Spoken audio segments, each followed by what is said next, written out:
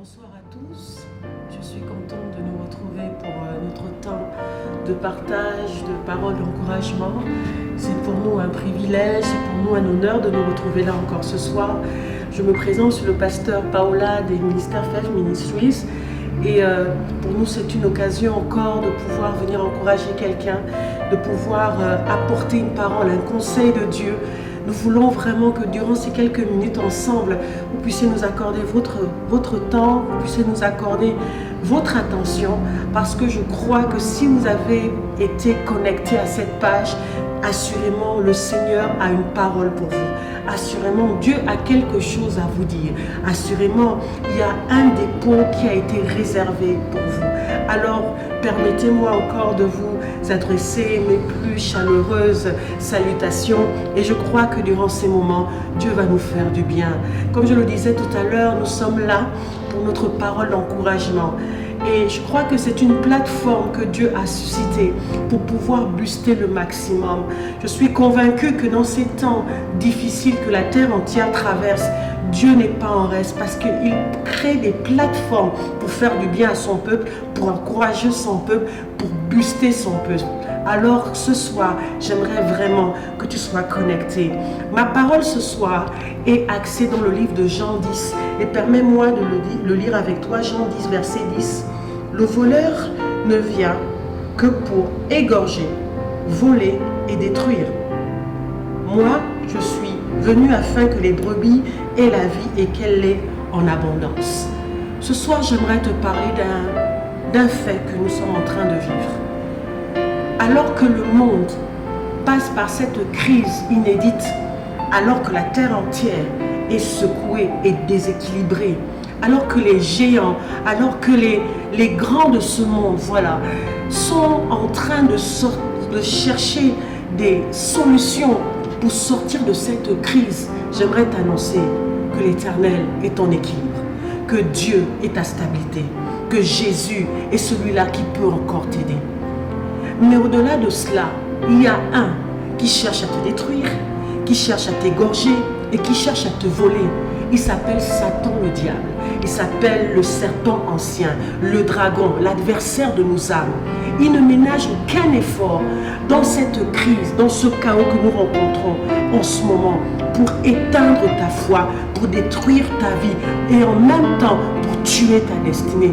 Si je devais donner un thème à mon partage de ce soir, c'est le tueur de destinée. J'ai pu analyser avec le Seigneur ce qui est en train de se passer.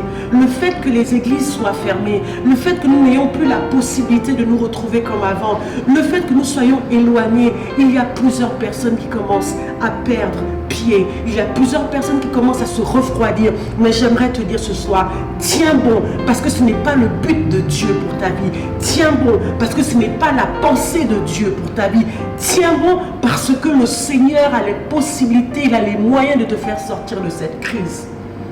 L'éloignement, l'isolement qui a été créé, qui a été mis en place, oui, par les circonstances que nous vivons actuellement, a amené plusieurs personnes à se refroidir dans leur foi. Mais j'aimerais te dire que tu n'es pas en reste. Si tu as eu la pensée d'être connecté ce soir, si tu as été interpellé par cette vidéo, alors Dieu veut te parler. Sache que malgré ce que tu vis, Dieu est toujours au contrôle. Ce qui me rassure, au-delà des circonstances que nous vivons, au-delà même de ce que nous voyons quand nous sortons dans la rue, ce que nous entendons dans les médias, ce que nous voyons à la télévision, nous pouvons penser que Dieu s'est arrêté, Dieu a abandonné le monde, mais j'aimerais te dire que Dieu est au contrôle. Il est toujours là, il est présent, il continue d'agir. Le but de Dieu est que tu sortes de cette crise victorieux et tu en as les moyens. J'aimerais te rappeler ce soir que tu as les moyens de sortir de cette crise. Tu as les moyens de t'en sortir. Mais par ricochet, j'aimerais dire qu'il y a quelqu'un aussi, le diable, qui cherche à détruire ta foi par les moyens qu'il met en place. Ce soir, j'aimerais dénoncer certaines armes qu'il est en train de mettre en place pour détruire l'homme de Dieu que tu es, la femme de distinction que tu es, la femme d'importance que tu es, l'homme de destinée que tu es. Et l'un des moyens qu'il a utilisé durant cette crise est l'isolement. Je pouvais regarder dans le dictionnaire et le thème isolement, par définition, c'est la situation de quelqu'un qui se trouve sans compagnie, séparé momentanément ou durablement de ses semblables. Ça, c'est le dictionnaire Larousse qui nous donne cette définition. Le diable utilise l'isolement pour t'éteindre. Le diable met des pensées d'isolement pour t'éteindre. Mais ne sais-tu pas que la communion avec tes frères te maintiendra en vie? Ce qui m'a interpellé, c'est quand on lit le livre de Genèse, l'Esprit de Dieu a pu rappeler ça à mon esprit. Il a dit, il n'est pas bon que l'homme soit seul. Et c'est souvent un texte que nous avons utilisé en référence au mariage. Mais j'aimerais l'utiliser dans un autre contexte ce soir. La Bible dit dans Genèse qu'il n'est pas bon que l'homme soit seul. Donc il n'est pas bon que tu sois seul. Dieu n'a pas prévu que tu évolues seul. Dieu n'a pas prévu que tu traverses même cette épreuve seul. Il a envoyé des personnes pour t'aider. La Bible dit dans le livre d'Ecclésiaste 4, verset 12, un homme seul est facilement maîtrisé par un adversaire, mais à deux, ils pourront tenir tête à celui qui est en face d'eux. Version Semeur. Je vais relire ça pour nous. Un homme seul est facilement maîtrisé par un adversaire, mais à deux, ils pourront tenir tête à celui-ci. Tu as la possibilité, si tu es avec ton frère, de pouvoir tenir face à l'adversaire, de pouvoir continuer à prier, continuer à méditer. N'accepte pas les pensées d'isolement. N'accepte pas cette pensée qui te dit tu es seul dans ton chaos, tu es seul dans ta situation. Elle est démoniaque, elle vient de l'enfer. J'aimerais t'inviter à te reconnecter à tes frères, te reconnecter si tu as été éloigné de ton église locale, à te reconnecter, oui, à ton église locale. Parce que c'est là que Dieu envoie la vie pour toujours. La Bible déclare dans le livre de Psaume qu'il est bon, il est agréable pour des frères de demeurer ensemble. Car c'est là que l'Éternel envoie la bénédiction, la vie pour l'éternité. C'est dans la communion avec ton frère, c'est dans le partage avec ton frère que la bénédiction et la vie de Dieu est relâchée. C'est l'un des moyens que le Seigneur a mis pour pouvoir tenir face à l'adversité. Ne reste pas seul. J'aimerais crier à ton cœur alors que tu écoutes ma voix, alors que tu es au son de ma voix. Ne reste pas seul, parce que si tu es seul, assurément, l'ennemi va te frapper. La deuxième pensée que Dieu a mis dans mon cœur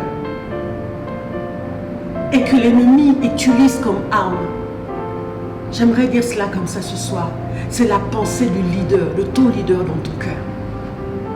Quand tu vois et que tu constates que tu as des pensées qui ne sont pas bonnes envers ton leader, en fait, tu commences à être en danger. Parce que j'aimerais te dire ce soir, et je me parle et je nous parle, que c'est ton leader, c'est la personne que le Seigneur a mis devant toi, qui est une porte d'entrée dans ta bénédiction, qui est une porte d'entrée dans ton salut, qui est une porte d'entrée dans ce à quoi tu es destiné. Mais si tu commences à avoir des pensées réfractaires envers ton leader, c'est que l'ennemi est en train d'attaquer ta destinée. Il n'y a pas de grand homme ni de grande femme sans un leader derrière. Il y a un texte de la Bible, je n'ai pas le temps de le lire ici. Alors que le peuple juif hébreu était devant la mer Rouge, c'est à Moïse que Dieu a donné l'instruction. Ils étaient devant une situation inédite. Ils ne savaient pas comment traverser cette mer. L'armée de Pharaon était en train de les poursuivre. Mais c'est le Seigneur qui a dit à Moïse, lève la main et étends-la sur la mer. Et la mer s'est fendue en deux et le peuple a été délivré de ses oppresseurs. Si tu fermes tes oreilles à la voix de ton leader, tu es déjà en train de rentrer dans la chute. Et la chute qui précède ta mort. J'aimerais que tu puisses analyser en ce moment, alors que je te parle, quelles sont tes pensées envers ton ministère, envers ton église. Qu'est-ce que tu penses en ce moment? Parce que l'ennemi, il est un lion rugissant qui cherche à dévorer quelqu'un. Il se bat pour détruire le maximum alors que nous sommes dans ces temps de restriction. Mais j'aimerais te dire ce soir, reconsidère tes voies, reconsidère tes pensées, afin que l'ennemi ne puisse pas t'atteindre. Il y a un tueur de destinée dehors. Il y a quelqu'un qui en veut à ta vie. Il y a quelqu'un qui a décidé de finir avec toi. Mais sache une chose, que si tu prends en considération la pensée de Dieu libérée ce soir, tu as encore la possibilité de ne pas vivre le chaos. Ne reste pas dans l'isolement et refuse-toi des pensées négatives envers ton leader, envers tes leaders, tes pasteurs, envers le ministère dans lequel tu as été placé. Voilà en quelques mots mon interpellation de ce soir. J'aimerais prier avec toi pendant quelques instants. Seigneur Jésus, je te prie pour toutes les personnes Rebo Shakarabas qui sont en train de me suivre. Seigneur, si tu as permis qu'ils écoutent cette vidéo, c'est que tu as le désir et le souci de les sauver. Alors Père, que ta main les arrache du danger, que ta protection soit autour de leur vie. Je prie que tu ramènes leurs pensées si elles se sont égarées de toi. Je prie pour ceux qui vivent l'isolement, ceux qui se sont mis dans des barrières, dans des forteresses. Que Seigneur, par cette interpellation ce soir, tu les arraches de ces forteresses et que tu les ramènes dans le chemin de la vie. Je prie pour ceux qui ont commencé à avoir des pensées mauvaises envers leur leader, envers leur ministère. Je prie, Seigneur, que tu leur fasses grâce d'être éclairés ce soir et que les pensées de Christ, les pensées de Dieu puissent animer leur vie et éclairer leur cœur. C'est la prière que je fais pour nous ce soir.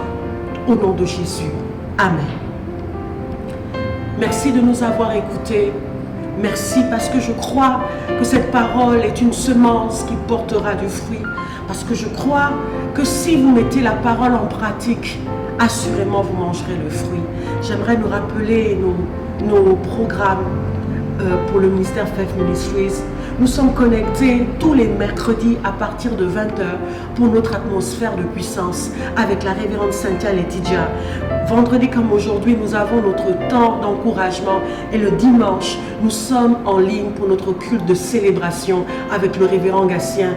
J'aimerais vous dire que restez connectés, tenez bon, que le Seigneur vous bénisse et pêchez-vous.